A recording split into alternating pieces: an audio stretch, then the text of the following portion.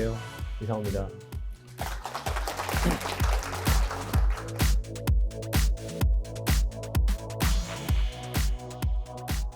주제는 이쪽에 보시면 지금 무슨 고민을 하고 계실까요?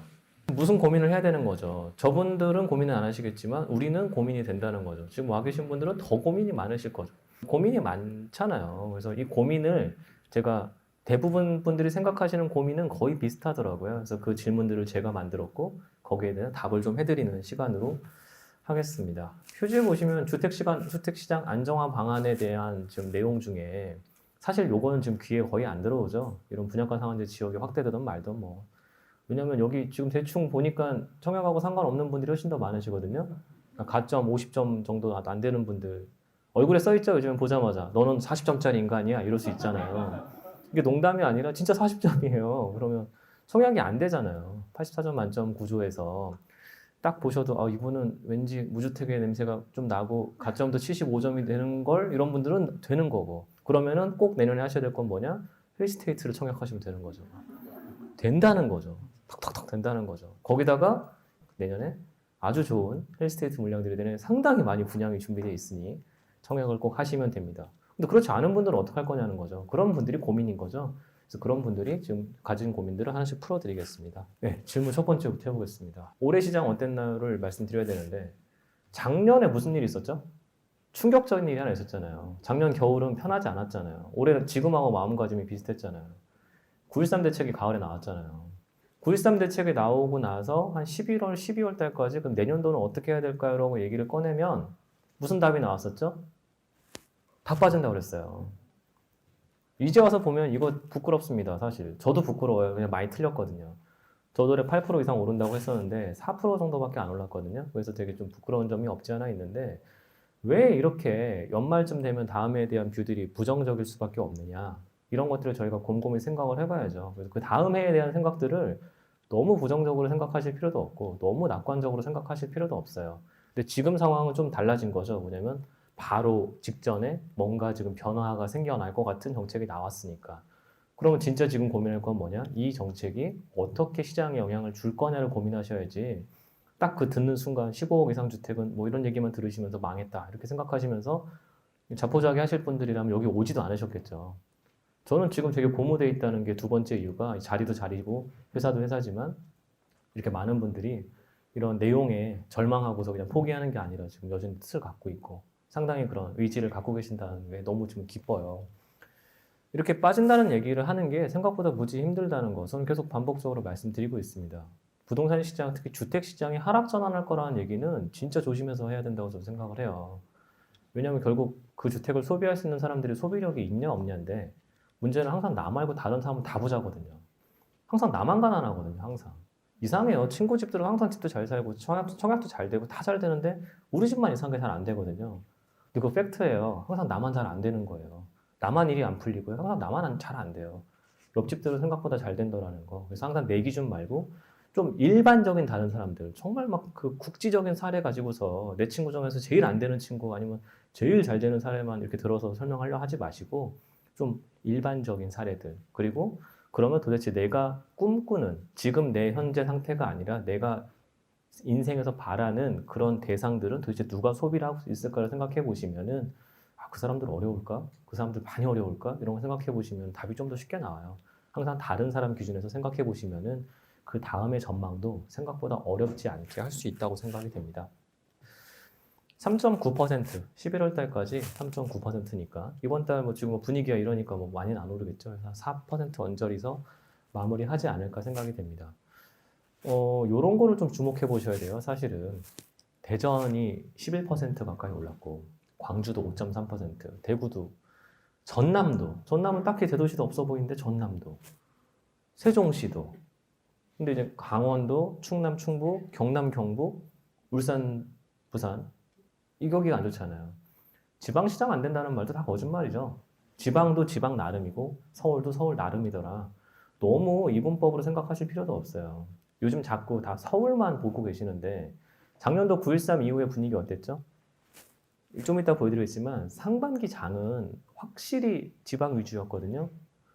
그럼 뭐예요? 투자자들의 생각이 서울에 규제가 많이 걸리니까 규제가 없는 데로 옮겨간다는 뜻이잖아요. 이번 12월 16일 대책도 사람들이 그렇게 느낀다면은 아마도 지방으로 또 옮겨갈 수요들도 꽤 많다고 보고 있습니다.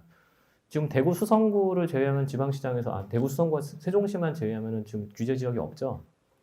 우리가 서울에 살고 수도권에 살면서 지방을 폄하하는 한은 있어도 지방분들은 지방을 폄하하면서 수도권을 좋아하는 사람은 없습니다. 둘 다 좋아합니다. 이상하게 수도권 분들만 지방시장에 대해서 영원히 안 되라고 말하는 것도 조심하셔야 된다는 거죠. 그리고 이거 보시면 올해 강북이 강남보다 훨씬 많이 올랐습니다. 하지만 강남 분들보다 강북 분들이 더 지금 기분이 안 좋아요. 왜냐하면은 더 많이 올라봤자 집 가격 차이가 나니까 퍼센트가 조금 더 오르는 게 아무 의미가 없는 거예요, 이제는. 만약에 5억짜리 집에서 30% 올라서 1억 5천 오른 거랑 20억짜리 집에서 얼마 안 올라서 그 오르는 폭이 만약에 다르다면은 나는 영원히 옮길 수가 없잖아요.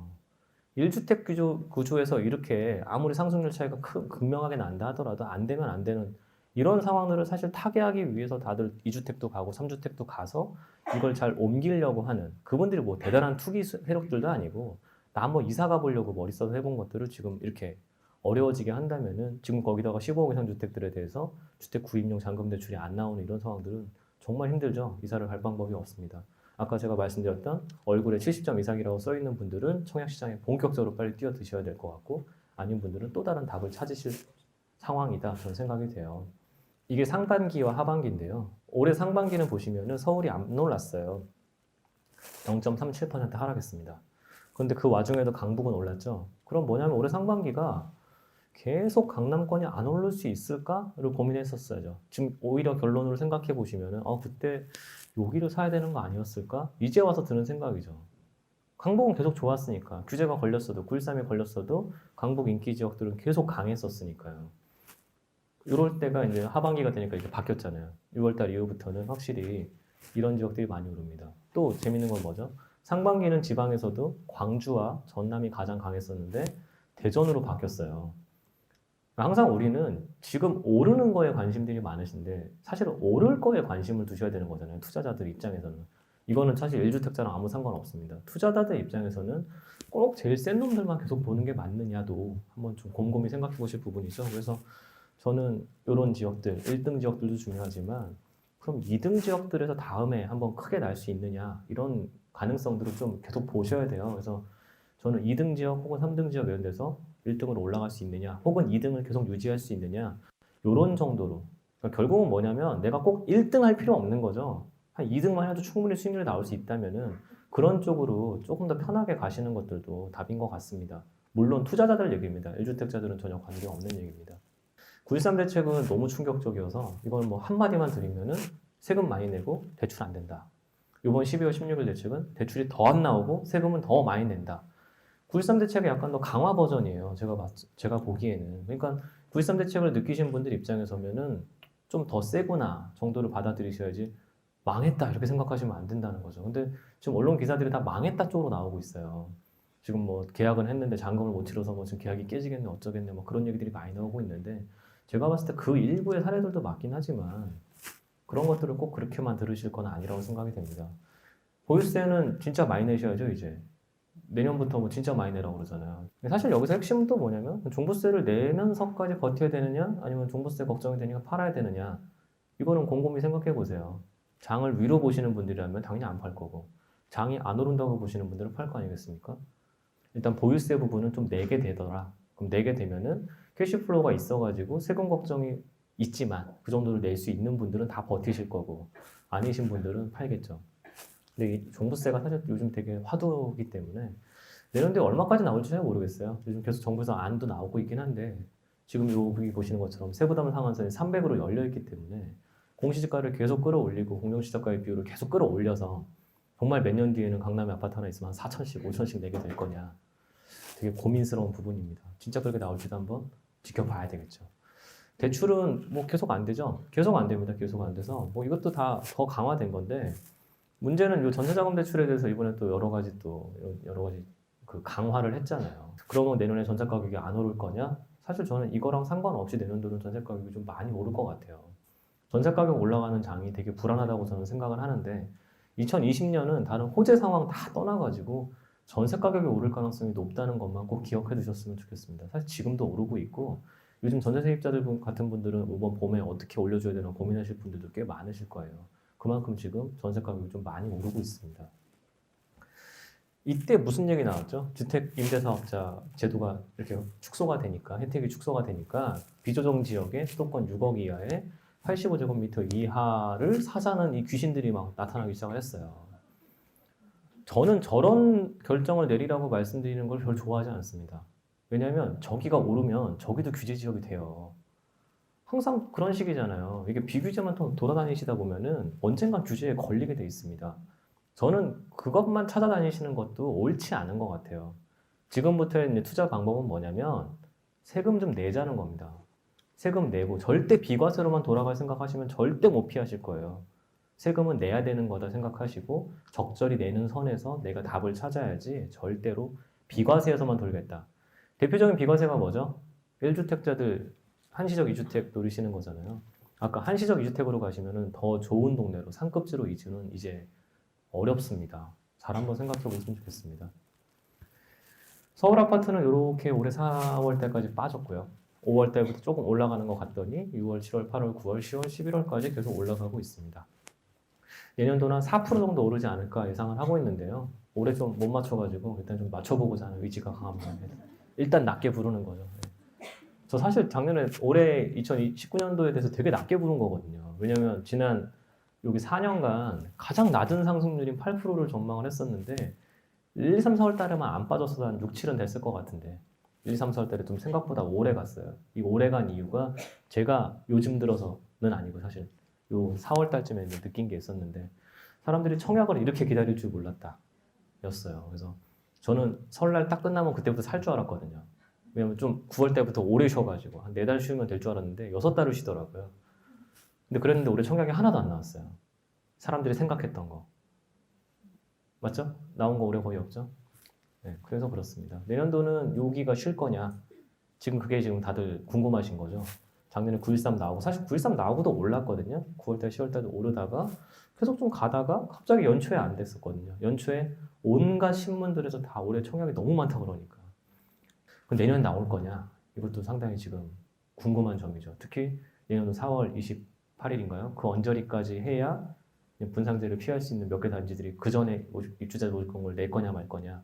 저는 뭐 너무 그렇게까지 생각 안 하셨으면 좋겠어요. 그냥 나오면 하시면 되겠다 생각이 됩니다. 그래서 9.13 이후에 어디가 더 올랐느냐? 아까 제가 비조정 지역 그 귀신 같은 거에 들어가지 마시라라고 말씀드린 이유가 뭐냐면 이런 데들 안양, 만안구, 부천 이런 데가 대표적인 비조정 지역이잖아요. 많이 올랐어요. 비조정 지역 6억이나 85제곱미터 이런 거 많이 오른 건 맞는데 막상 진짜 많이 오른 애들은 어디냐면 서울에 더 많이 올랐어요. 서울 인기 지역이 더 많이 올라요. 그러면 내가 이거를 샀다 팔았다 하는 매매 사업자 스타일이 아니신 분들이라면 사실은 저런 걸 굳이 건들 필요는 없는 거죠. 그냥 알던 데서 하시면 되지 막 이제 뭐 저런 거 비규제 찾아 산만리 하실 필요가 전혀 없다고 저는 생각을 합니다. 그래서 알던 데에서 인기 지역인 데에서 규제 다 맞으면서 세금 다 내면서 하시면은 사실 규제가 없는 것과 마찬가지입니다. 세금을 낸다 생각하시면은 생각보다 편한데 너무 많이 내죠. 주식 하시는 분들 관점에서는 이거 말도 안 되는 정도의 세금을 내셔야 되니까 안 하지만 부동산 오래 하신 분들은 또 다 냅니다. 그냥 원래 많이 내기 때문에. 근데 내년에 특징이 뭐냐면 고덕은 이미 이번 달에 입주가 많이 하고 있고 내년 2월 달까지 하면 대충 끝나는데 신길이 내년에 입주가 정말 많거든요. 지금도 사실 가보시면은 한 10년 전, 20년 전 신길 생각하시던 분들은 동네 분위기가 다르잖아요. 그런 거 느끼시면 되겠습니다. 요즘 한번 가보시면은 우리가 알던 데들하고 다르고 특히 우리가 좀 뭔가 좀 이상한 동네였다 생각하시는 동네여도 일단 밀어놓고 나보면 괜찮습니다. 그 약간 허름한 집들이 보이니까 마음에 안 들어서 그렇지 땅만 있으면은 또 다 괜찮아 보여요. 철거할 때 한번 가보시고 입주할 때 한번 가보시면은 감이 탁탁 오실 거라는 거죠. 내년도 입주장, 지금 올해 말 입주장. 결국은 내년도에는 이런 서울 시내에서 대규모로 신도시급이 생기는 약 2만 호 이상의 신규 아파트 단지들로 구성되는 동네들은 확실히 바뀝니다. 근데 지금 이 지역들이 다 지금 그 15억 언저리에 걸릴랑 말랑 혹은 약간 넘어가 있고 뭐 그런 집들이 이번에 이제 큰 피해를 보는 거 아니냐인데 그런 규제가 있음에도 불구하고 서울에서 거기가 당분간 살기 제일 좋을 겁니다. 그런 가장 좋은 그 주거지로서의 매력은 절대 시장에서 내버려 두질 않아요. 왜냐면 집값이 못 오르면 전세라도 오를 거고 전세값 오르면 또 누군가는 살 거고 뭐 그런 계속 반복이잖아요. 그런 것들을 잘 주목해 보십시오. 강남은 사실 거의 매년 들어가 있는데요. 강남은 들어가 있으면은 안 들어가 있으면 사실 의미도 없는 거죠. 클래식은 항상 클래식으로 생각하시면 제일 편합니다. 뭐냐면 그냥 돈 생겼을 때 사면 되는 거죠. 그리고 금 사시는 느낌하고 똑같은 겁니다. 그냥 사고 싶으면 사는 거예요. 내년도는 이게 제일 중요하다고 말씀드렸습니다. 전세 가격 상승. 제가 작년도에 이걸 말씀드릴 때는 철도를 되게 중요하게 많이 말씀드렸었는데 올해는 내년도는 철도가 그렇게 중요하진 않아요. 왜냐면 이미 2018년도에 GTX를 다 써먹었고 올해는 지금 그 신안산선하고 동북선을 다 써먹었기 때문에 내년도에는 사실 별다른 게 없습니다. 내년도는 철도보다는 좀 이런 것들. 그러니까 결국은 전세값 내년에 많이 오를 동네 한번 찾아보자는 거죠. 투자자 관점에서는 이런 동네들이 근데 뭐냐라고 말하면 인기 지역들, 학군 인기 지역들일 수도 있지만 신축 아파트들의 입주가 좀 끝나면 그때부터 오릅니다. 올해 생각하시는 거 여기 탄천 건너서 조금 가보시면은 9,500세대짜리 대단지가 있잖아요. 물론 거기도 현대건설이 졌지만 그때 우리 뭐라고 그랬죠? 올 초에 그 불안 요인 중에 하나가 그 강남권에 만세 들어오면은 전세도 빠지고 매매가도 빠지고 강남 폭망으로 서울 전부 다 망한다고 그랬었어요. 근데 금방 끝났죠. 금방 끝나요. 새 아파트가 없기 때문에 사실 저도 지나가다 맨날 보는데 가고 싶어요. 가서 살고 싶어요. 근데 너무 비싸요. 전세 가격이 이런 데들 위주로 입주 좀 끝나면 입주 끝나고 한 6달 정도 지나면 대부분 완성돼 있더라, 안정돼 있더라를 보시면 되게 편해질 겁니다. 전세 가격이 내년도에 제일 중요한 포인트예요. 11월 달은 송파, 강남, 분당, 영통, 대전, 부산 이런 데들이 올랐는데 다 보시면 다 인기 지역들이에요. 제가 올 초에도 그냥 당장 사라고 여기 보시면 지금이라고 써있거든요. 딱 두 글자. 언제 사야 됩니까? 지금요. 이렇게 제일 짧잖아요. 지금 이렇게 써있잖아요. 지금도 똑같아요. 지금 고민하시면 됩니다. 왜냐면 고민을 하셨으니까. 갑자기 어제부터 사고 싶어진 게 아니잖아요. 평소에 계속 고민하고 계셨다면은 지금입니다. 왜냐면 지금은 더 힘들어진 게 뭐냐면 매물이 별로 없어요. 근데 또 요즘 매물 많이 생겼다고 하잖아요. 그러면 저번 주까지 매물 없다가 이제 매물 생겼으면 고민 잘 해보시면 되는 거죠. 저는 그렇게 생각합니다. 뭐냐면 주식하고 똑같아요. 발바닥에 사서 머리끝에도 팔 수는 없잖아요.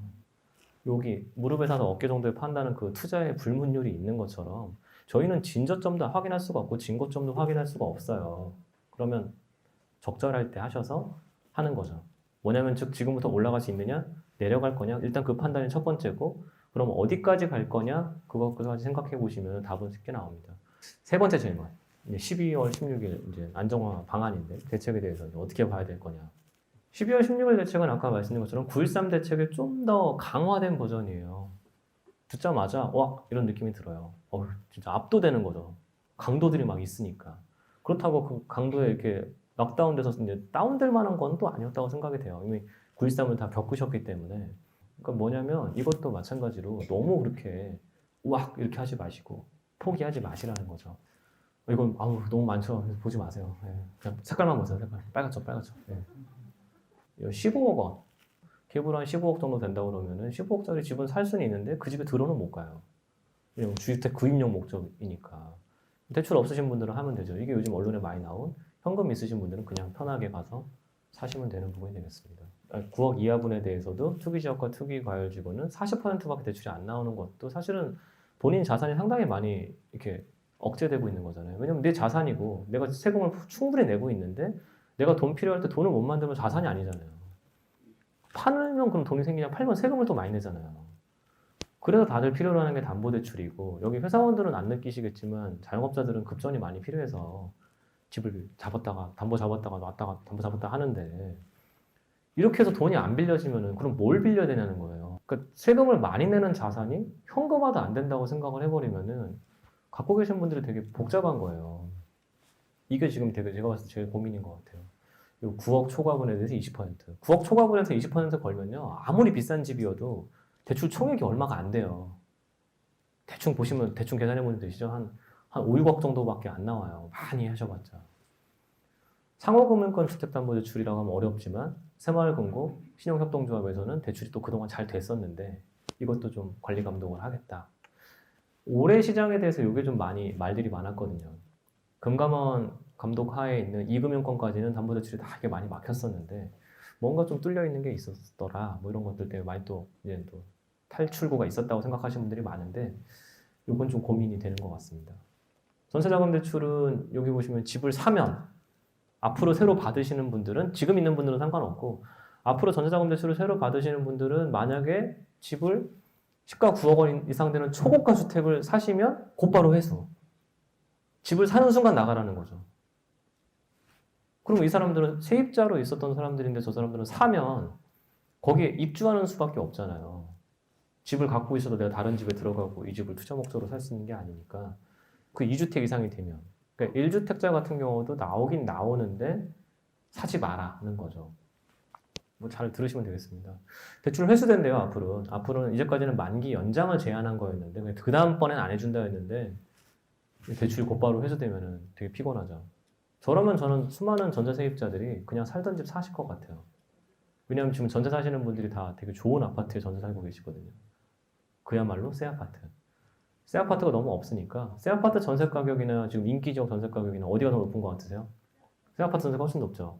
그래서 이렇게 되면은 저는 좀 기존 전세 세입자들 같으면 지금 전세가 오르는데 전세 가격을 더 올려주고 말 거냐? 아니면 그냥 새로 살 거냐? 진짜 고민 많이 되실 것 같아요. 근데 그분들이 사봤자 어디 뭐 외곽에 있는 집을 살 게 아니라 그냥 그 집을 사실 것 같아요. 그래서 지금 뭐 막 마용성 같은 데도 좀 약할 거라고 보시는 분들이 꽤 많은데 전 그것도 아닐 것 같아요. 왜냐면 지금 서울에서 가장 살기 좋은 동네가 마용성이니까요. 보유세는 많이 오를 겁니다. 0.5에서 2.7인데 0.8에서 4로 올라가는 종부세 부담들. 근데 이것만 올라가야 되는데 문제는 세율도 올라가고 지금 공정시장 가입비도 올라가고 공시지가도 올라갈 거고 이렇게 해보면 오늘 신문에가 50%씩 올라갈 거라고 얘기 나오잖아요. 풀어준 거 2개거든요. 고령자 종부세는 좀 낮춰준대요. 근데 이게 아까 딴 게 오르기 때문에 저게 공제율이 높아져도 좀 들어온다지 사실은 내려갈 것 같지는 않아요. 이것도 60세 이상인 분들이거든요. 60세 이상인 분들도 지금 공제율도 함께 조금씩 올려줄 거기 때문에 조금 15년 이상 60세 이상인 분들은 1주택이어도 그렇게 막 많이 불편하진 않으실 것 같다라고 생각이 되는 부분이고요. 요거 지금 언론에 많이 나오는데 저는 이 숫자를 좀 알고 싶어요. 조정대상 지역 내에 10년 이상 보유한 다주택자의 물량이 얼마쯤 돼서 요 물량들이 내년 6월 말까지 한시적인 양도세 중과 배제를 피할 수 있는 물량들이 시장에 얼마큼 나올지는 저도 좀 알고 싶은데 제가 모든 통계를 다 찾아봤는데 다주택자가 평균 몇 년 이상 소유하고 있느냐는 숫자는 없어요. 저도 궁금합니다. 요게 지금 뉴스에 많이 나오죠. 풀어줬다는 거죠. 양도세는 앞으로 더 많이 내실 거고 더 많이 내실 거고 앞으로 한시적 2주택도 1년 내에 파셔야 되고 뭐 입주도 하셔야 되고 복잡한 것들이 되게 많죠. 자금조달계획서는 앞으로 더 열심히 잘 쓰셔야 되고 더 열심히 잘 쓰시면 됩니다. 열심히라는 단어는 뭐냐? 공식적으로 증빙이 가능하게 다 만드셔야 된다는 거죠. 국토부에서 나온 그 사례 보셨습니까? 10억짜리 집 사는데 친척 7명한테 1억씩 빌려가지고 집 사신 분 있잖아요. 되게 우회에 있는 집안이거든요. 친척들이 뭐 1억씩 막 다 빌려줘요. 저는 그런 친척을 한 번도 본 적이 없는데 단돈 100만 원도 주시는 분을 본 적이 없는데 아무튼 그런 분들조차도 서로 차용증을 다 남겨놓으십시오. 앞으로는 다 뭐든지 다 증빙. 항상 그 입금한 내역도 현금으로 슬쩍 주지 마시고 이체하시고 이름 탁탁 찍혀 있고 하셔야 됩니다. 그러시면 돼요.